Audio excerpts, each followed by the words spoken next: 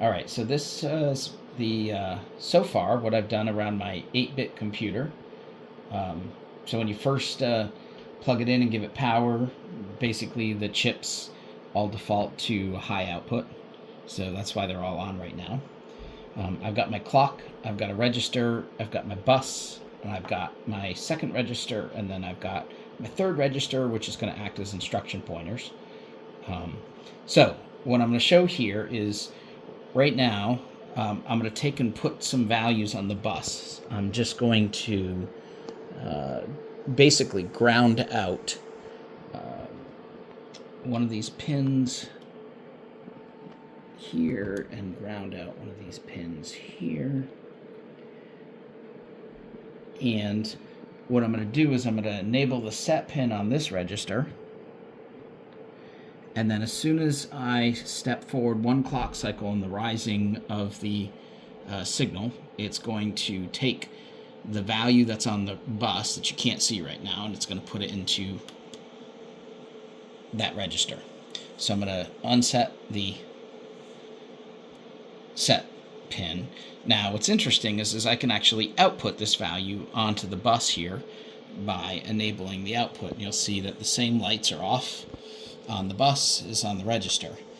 Now what else is cool is I can now translate what was on this register through the bus into this register by turning on the set pin and then pulsing the clock again. So basically one CPU step.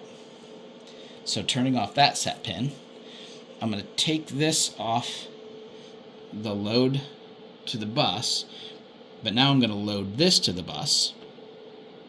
So same value, but now what I'm going to do is it's now the value from this register is going onto the bus, and I'm going to take it from the bus here, and I'm going to set it down onto this register by doing the set pin and stepping one step forward on the clock. So I'll take that step pin off, and I will disable the output here. And now if I continue to advance the clock, you'll see nothing changes on the bus, nothing changes in the registers. I could also turn the clock on to be automatic, but I'm going to turn that off for a sec.